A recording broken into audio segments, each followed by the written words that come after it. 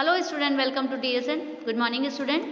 Part 2 supply का जो मैं कर रही हूँ ये कवर, ये अभी हम इंक्रीज इन सप्लाई पढ़ रहे हैं। इसके कॉजेज़ मैंने पहले वीडियो में, प्रीवियस वीडियो में कंप्लीट किए थे। 3 कॉजेज़ मैं कंप्लीट कर चुकी हूँ। उसके अंदर मैंने बताया था टेक्नोलॉजी इंप्रूवमेंट होती है तो उसका फॉल हो जाता है प्राइस, ठीक है ना। और एक होता है रिडक्शन इन फैक्टर प्राइस। जब फैक्टर प्राइस होते हैं, फैक्टर मतलब कि फैक्टर कौन कौन से होते हैं? Land, labour, capital and entrepreneur. अगर इनकी रेट कम हो जाती है तो कॉस्ट ऑफ प्रोडक्शन भी कम हो जाता है। Decrease in the price of A competitive good.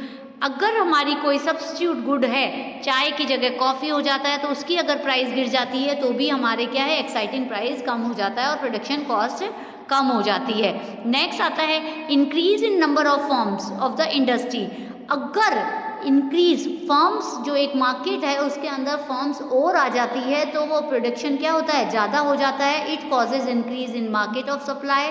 वो मार्केट ऑफ सप्लाई में क्या होता है, किसी भी चीज़ की सप्लाई बढ़ जाती है even when the price of the commodity remains the same, और प्राइस उस समय भी सेम ही रहता है। नेक्स्ट आता है expected fall in price of A commodity in the near future. मतलब कि हमें पता है कि किसी भी वस्तु की प्राइस फ्यूचर में कम होंगे। सब हम क्या कर सकते हैं, सप्लाई बढ़ा सकते हैं। उसकी सप्लाई हम अपना जो स्टॉक रखा हुआ है वो हम सेल कर सकते हैं। Next, shift in goal of firm of profit maximisation to sell maximisation.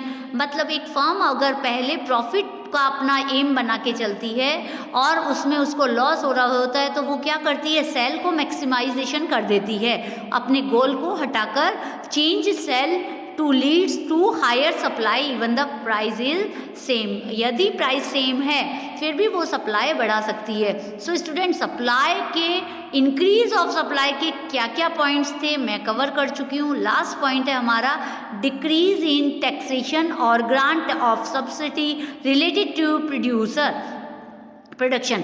मान लो जब हम गवर्नमेंट की तरफ से कोई सब्सिडी मिल जाती है उस प्रोडक्शन को, उस प्रोडक्ट को, तो क्या होता है, टैक्सेशन में कमी आ जाती है।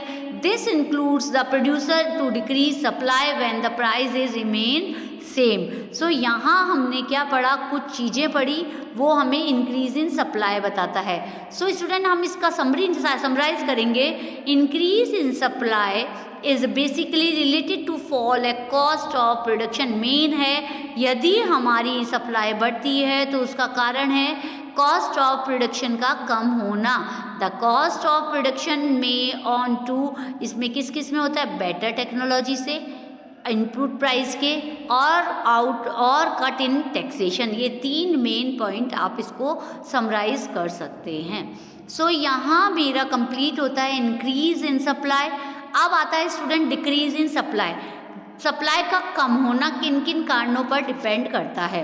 सो डिक्रीज इन सप्लाई सबसे पहले refers to a situation when less is supply at the exciting price of the commodity, it leads to backward shift in supply curve.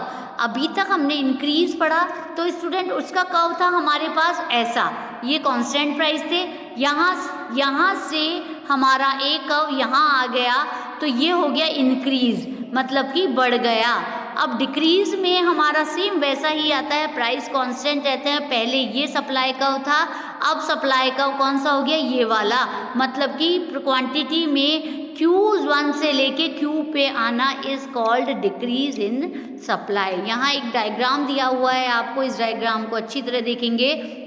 इसके अंदर exciting price of 10 quantity, supply decrease हो जाती है, 30 से 20 पर आ जाती है। सो सप्लाई कर्व भी चेंज हो जाता है, S1 से S2 पे आ जाता है। The production shift from point A to supply curve point B पर आ जाता है। ये न्यू पॉइंट हमारा बन गया।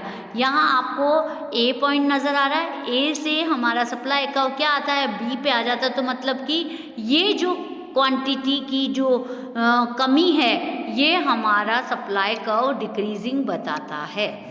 सो अब इसके कुछ रीजंस है, वो क्या हैं वो मैं बताती हूँ। Causes of decrease in supply. Causes of decrease in supply due to following reason, कुछ कारण होते हैं। सबसे पहले यूज ऑफ आउटडेटेड टेक्नोलॉजी। जो हमने इंक्रीज के पढ़े थे वही उल्टे कर लो स्टूडेंट, सारे पॉइंट्स वही हमारे क्या हो जाते हैं, decrease in supply. So firstly outdated technology मान सकते हैं हम कि वो टेक्नोलॉजी को कितना भी कर लो तो उसके अंदर क्या होगा, फॉल इन एफिशिएंसी हो जाएगी and rise in cost of production, और कॉस्ट ऑफ प्रोडक्शन उसकी बढ़ जाएगी। सेकंड है इंक्रीज इन फैक्टर प्राइस। जब फैक्टर प्राइस होता है लैंड, लेबर, कैपिटल, इंटरप्रेन्योर, इन सब की प्राइस यदि बढ़ जाती है तो क्या होता है, कॉस्ट ऑफ प्रोडक्शन बढ़ जाता है। इसके कारण कॉस्ट ऑफ प्रोडक्शन बढ़ने के कारण सप्लाई कमी हो जाती है। So second point. Third point, increase in price of A commodity product, competitive product. आपको पता है मैंने टी और कॉफ़ी का एग्जाम्पल दिया था, इसके अंदर मैंने बताया था टी और कॉफ़ी की सब्स्टिट्यूट है, और अगर इन दोनों में से किसी एक का प्राइस बढ़ जाता है तो उसकी सप्लाई कम हो जाती है। Next, decrease in number of firms in the industry, so decrease the market supply of production, even the prices remain constant.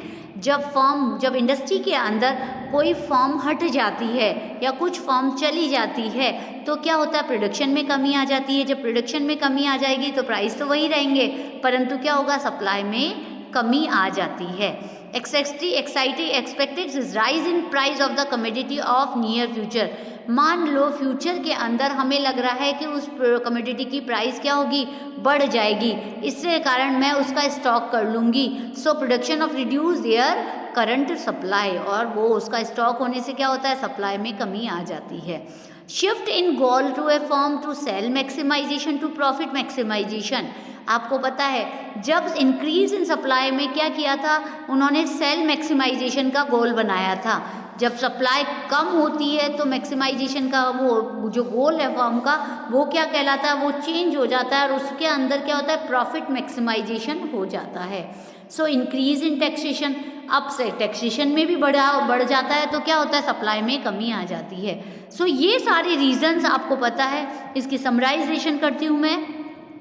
Decrease in supply is basically related to rise in the cost of production. The cost of production में rise on in कौन से points पे करती है, जब किसी वस्तु का कॉस्ट बढ़ जाती है तो क्या क्या चीज़ों पे डिपेंड करती है और वही सप्लाई में कमी कर देती है। First, continuous use of old technology, मान लो पुरानी टेक्नोलॉजी है। Second, rise in output price, यदि उसका प्राइस बढ़ जाता है आउटपुट का। और राइज इन टैक्सेशन, और टैक्सेशन बढ़ जाते हैं तो उसके कारण भी कॉजेज हैं ये हमारे डिक्रीज इन सप्लाई के। अब हम यहाँ पर एक चीज़ पढ़ सकते हैं कि अब इसको आप दोनों को अंतर कर सकते हैं स्टूडेंट कि किस ढंग से इसका कर्व बन सकता है। सो ये कर्व आपको मैं नेक्स्ट वीडियो में बताऊंगी। Increase in supply, decrease in supply और शिफ्ट इन सप्लाई कर्व, ये तीनों मैं नेक्स्ट वीडियो में कवर करूंगी। Till then keep watching student, thank you.